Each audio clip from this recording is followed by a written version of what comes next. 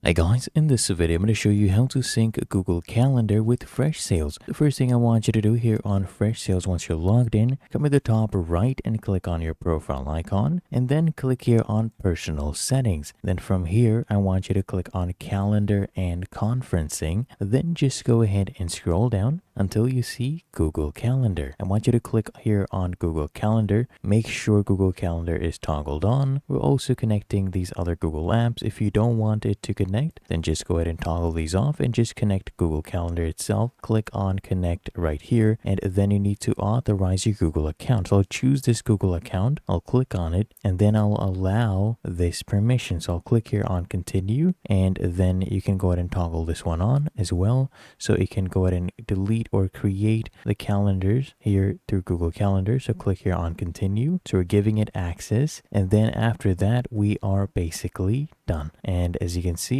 right now, we have connected, and there you go, it is synced as well. And that is how to sync Google Calendar with Freshsales.